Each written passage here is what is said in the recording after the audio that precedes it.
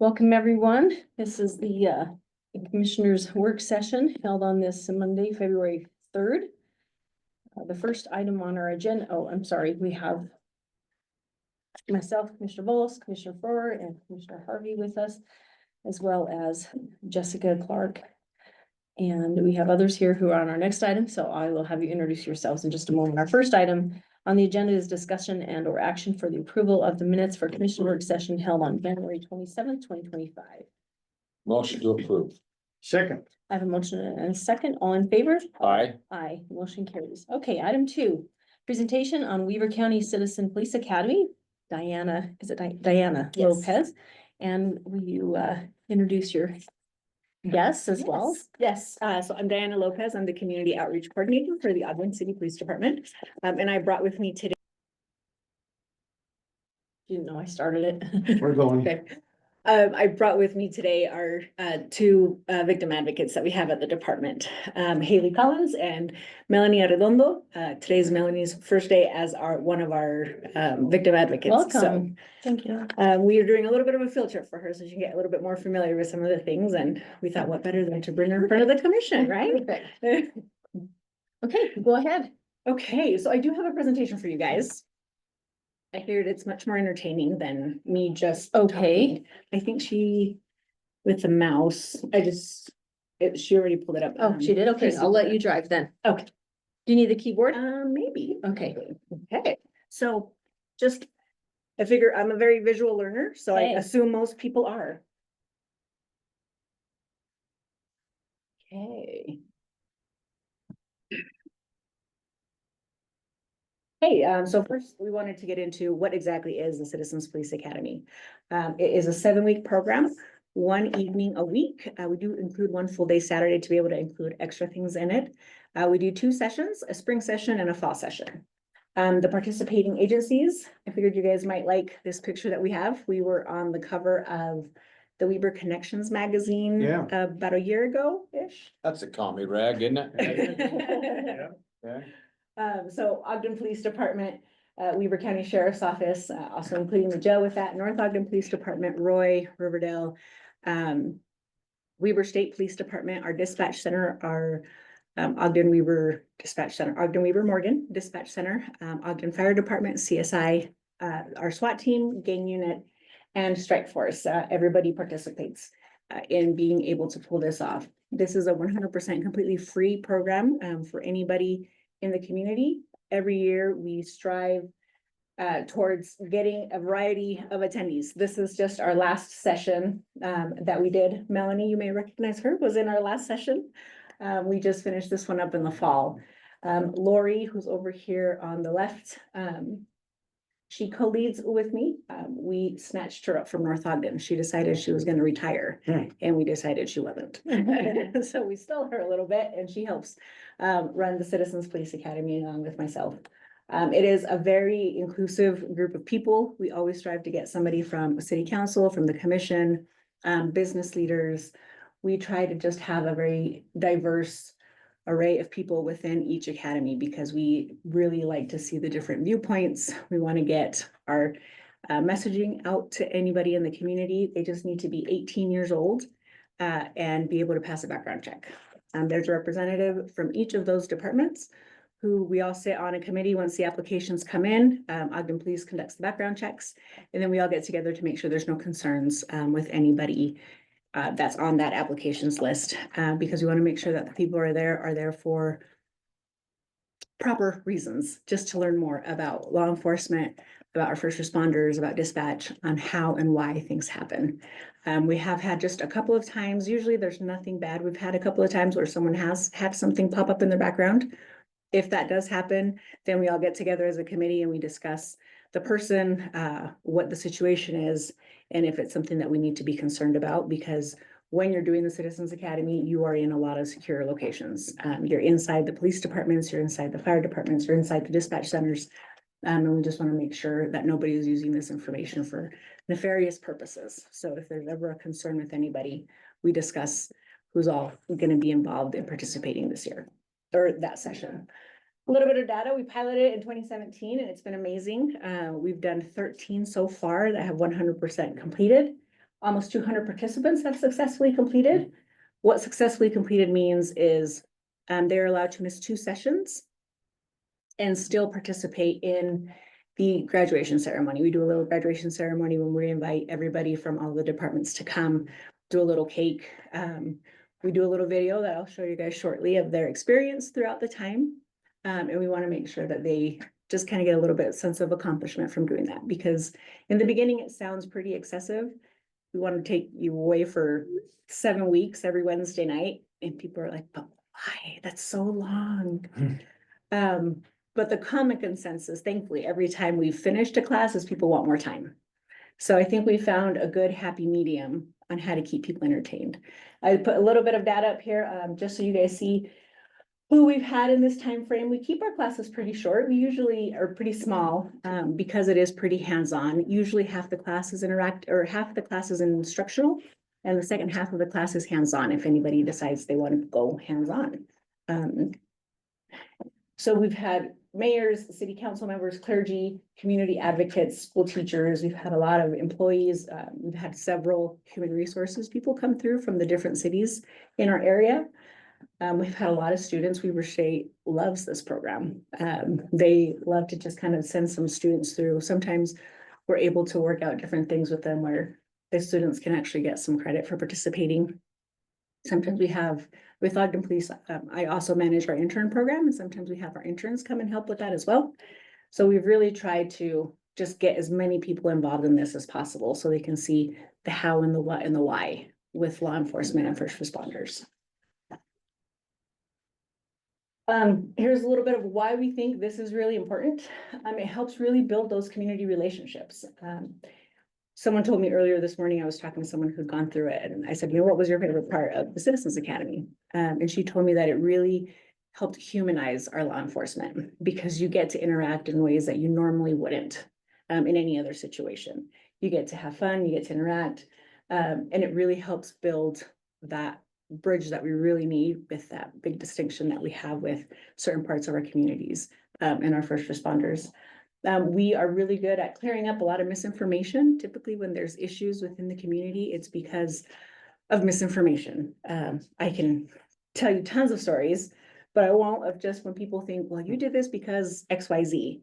Once they come through this course, then people are able to realize, oh, there's actually a reason why 3 cop cars had to pull me over instead of just the one.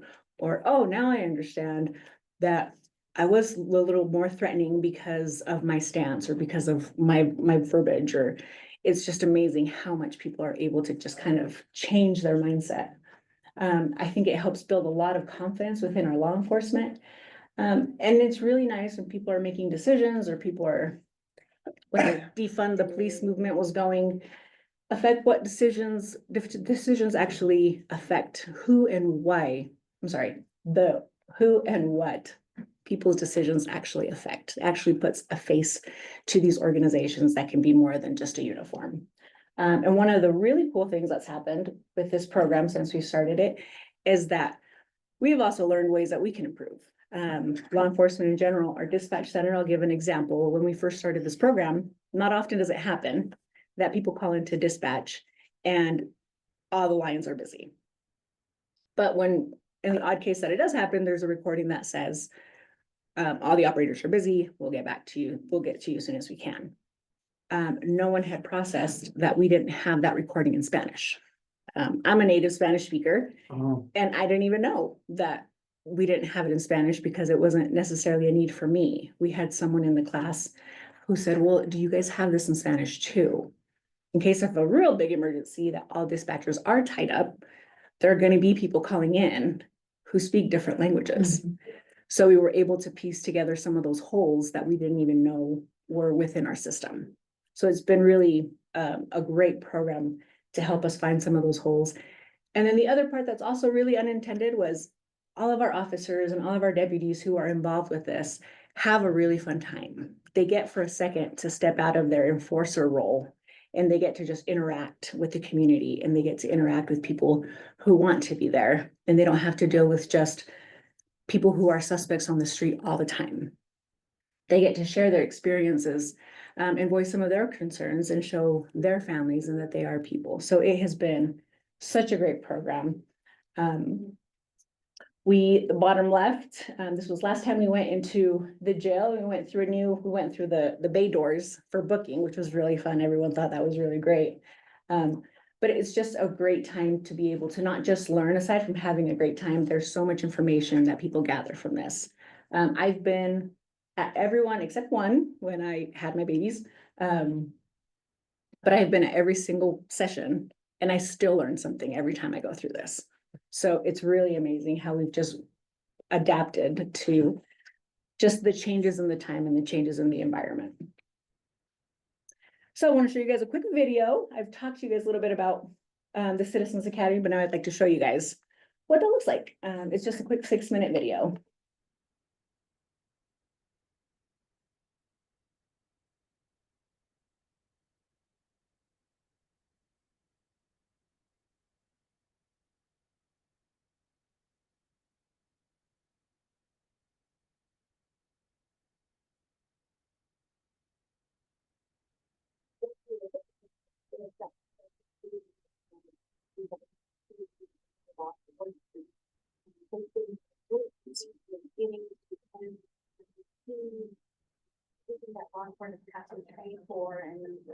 And the stressful situations that they have to go into. So definitely being able to see that has been eye-opening for me.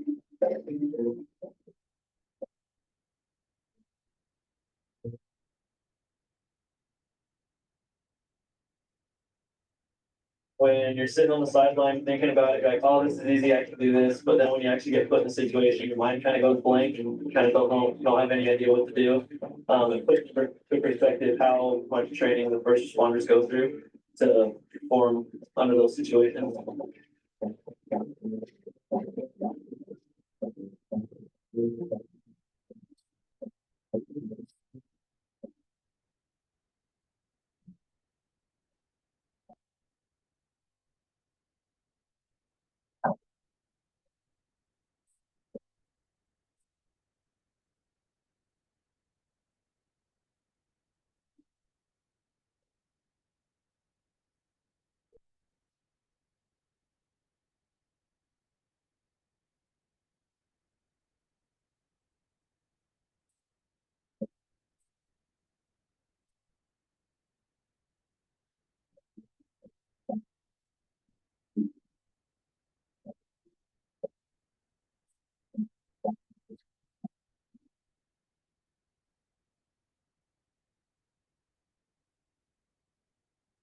Like in scary situations, a lot of them a normal citizen, everyday life wouldn't be able to handle without all of these techniques, tactics, and skills. It definitely does bring a lot of perspective into maybe tearing down some of those stereotypes and myths that you hear about their duties and responsibilities.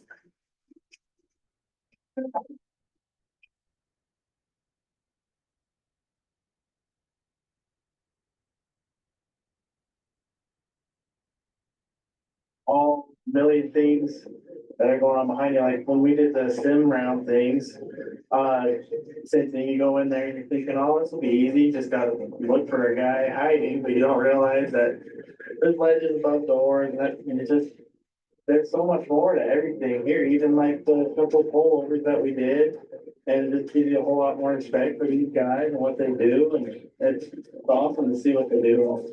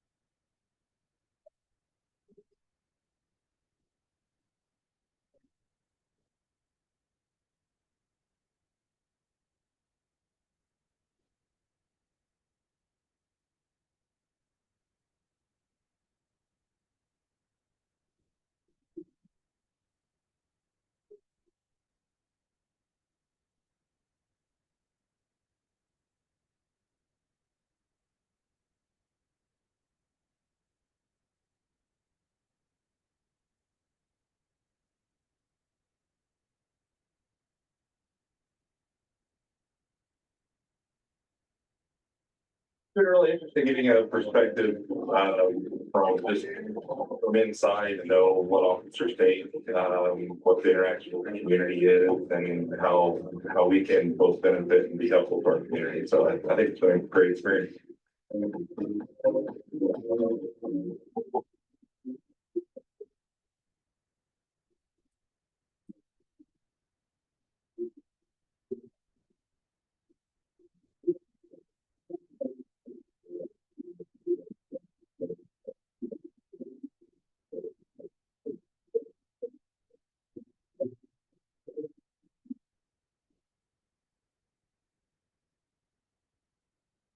So in a nutshell, that is what the Citizens Police Academy is.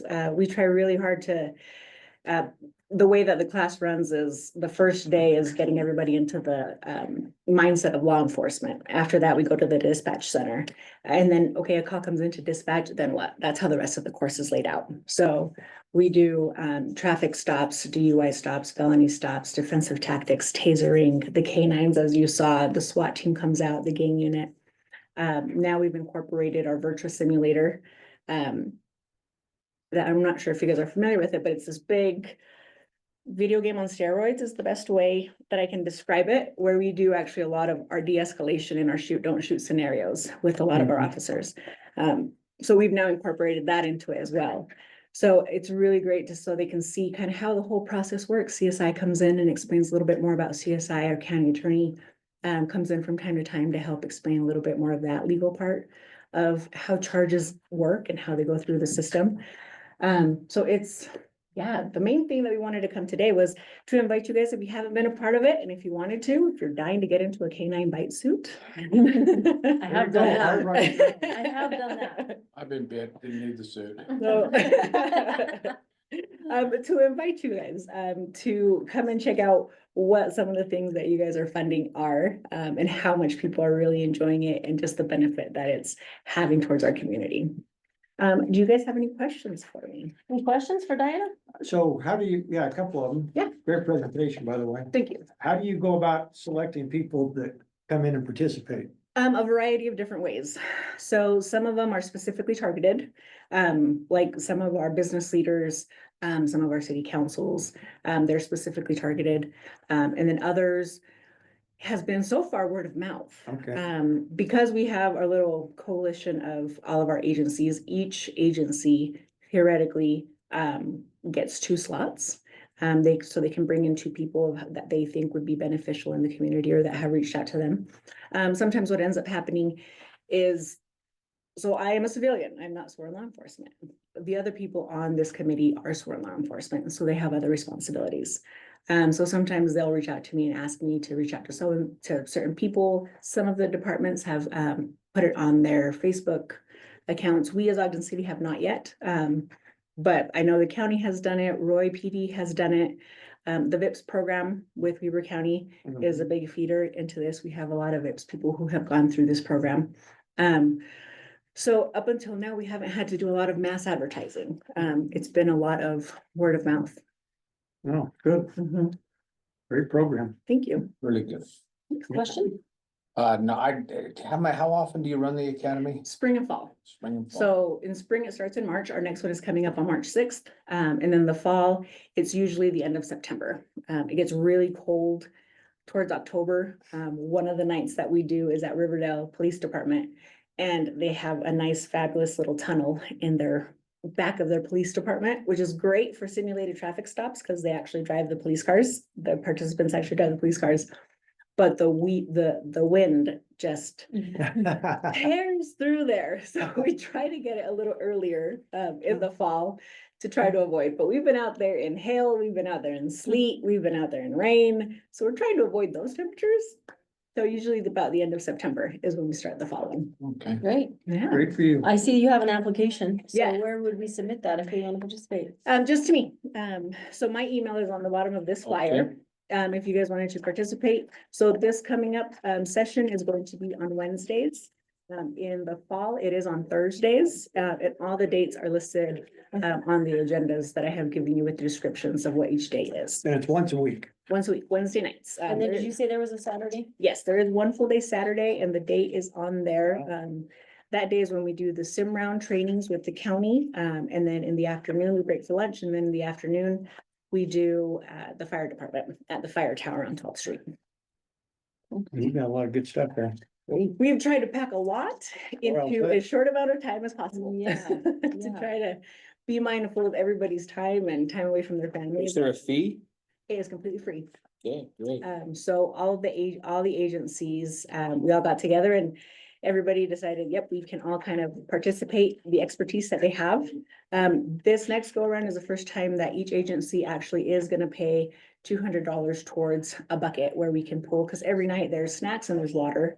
Then there's the graduation stuff, and then just lanyards and little things here and there that we purchase throughout the time. So this go around, each agency has agreed to put in Good. $200 to each pot to make it a little bit easier, Mhm. to make sure that each session has all those things. Great. So. Okay. I'm Any here. other questions? And thank you. Thanks for bringing us an Yeah. application. Yes, Very nice, yeah. absolutely. And you guys are welcome to share. You guys are welcome to post it. I know hopefully there's some people listening on Zoom. Anybody's welcome to do it. Like I said, that's the only thing is we'll just do a quick background and We better send Jessica through so she can take some pictures. Yeah, there she you should. go. She should come Yeah, through. she It's a good should. time. Great.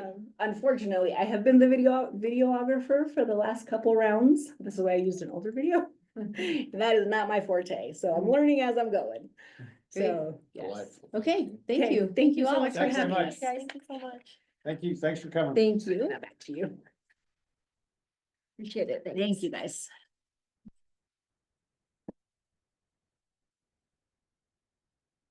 Okay, we will switch out the room. Christie, if you want to let the others know. It might be in the cupboard. Did you lose your Her flash drive. flash? Yeah. Do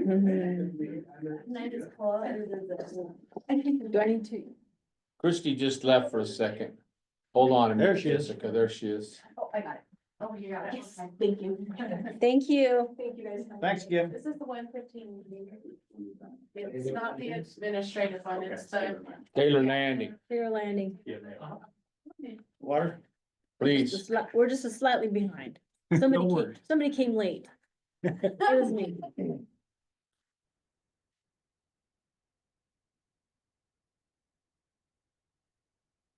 Pick you up, it looks like. Just very comfortable. Calm.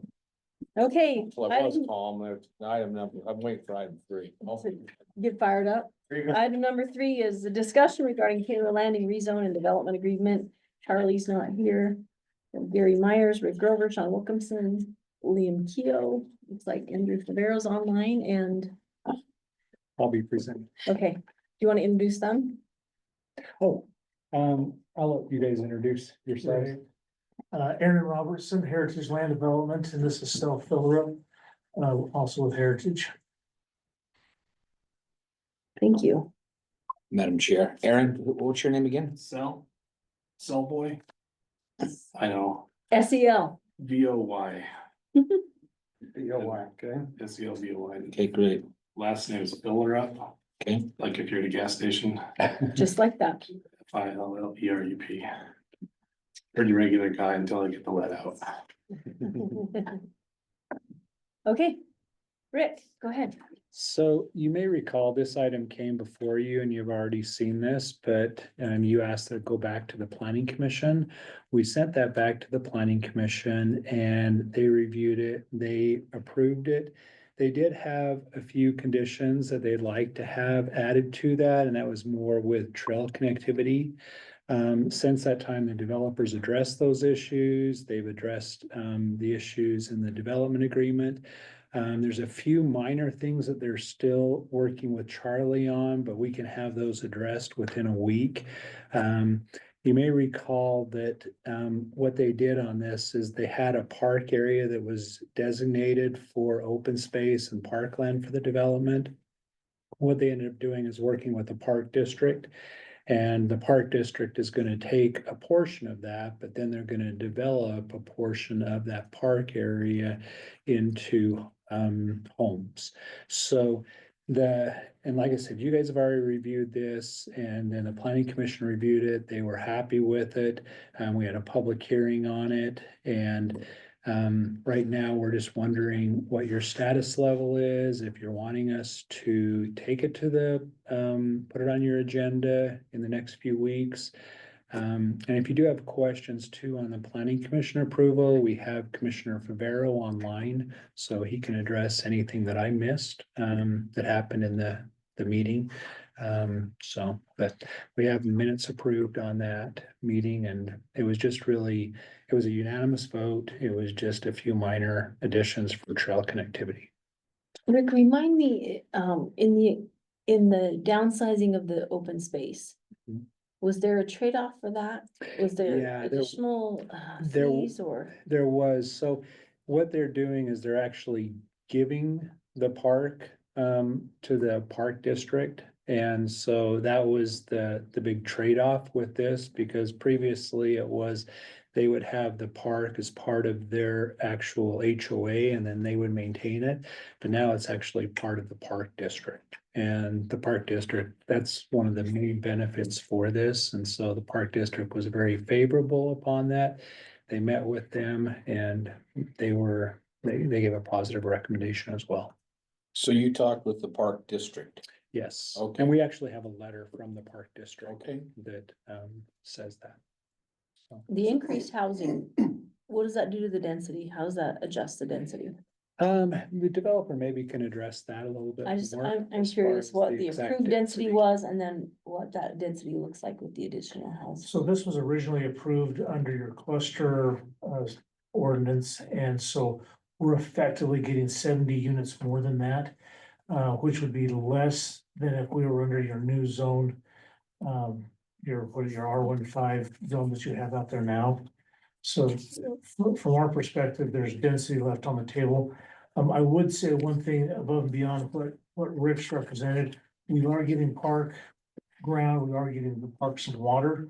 But one of the other big things that we're giving, that's really hitting us in the pocketbook is we're putting in additional roads and trails, and we're expanding some of the roads that we have. And we're spending on road expansion above and beyond what we were originally vested with. And so that's one of the big gives that we feel like we're doing, is creating that boulevard on 36, is it not 36? 39 west. Yeah, 39 and west, and widening that out, creating the connection in for roads and trails into where the new high school is. Getting that back into directly accessing that park that's gonna be built back there. So we've redone our layout to facilitate the current county goals in connectivity, and that's been one of the big things that we've kind of been tweaking and playing around with based on what we previously had. Do you have a question, Commissioner Forrest? Yeah, so I've had a number of calls from Park District board members asking, why this wasn't completed yet. I think we now understand.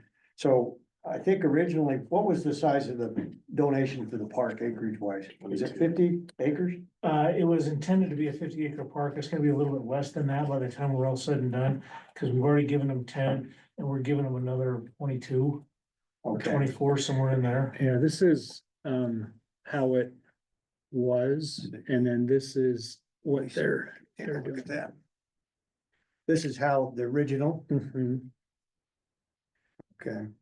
And then that purple, and I'm a little bit colorblind, but to the right, Yes. that is Yeah. what's gonna be So I developed. guess the question, so the park district's happy with whatever was approved by the Mhm. planning commission as of, Correct, and I just don't wanna, they're just wondering why, I think why it's taken so yeah, long. they are. And the reason why is we've been working through the development agreement. Yeah. And getting everything put together, and here's copy of the development agreement for you, so you have that. But it's not quite finalized yet, but there are a few things that we're working on. And Liam's looking at it and he's feeling confident that we can have that ready for your agenda within the next week or two. And then Aaron, you mentioned water, so did we end up knowing exactly what water? Yeah, there's 2 wells on site. Okay. Some of the water was previously stripped off and given to, but some of it was left in the wells for the service of the dairy that was previously there. Right. And all of that's going to the park district. How many acre feet? 5.12. Okay, that's, so the park district would end up with 5 acre feet.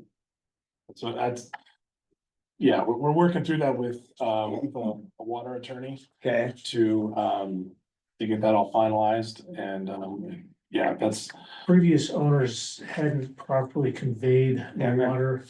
water. And so had to go through probate. Yeah. To get that properly. I remember conveyed. hearing that story, yeah.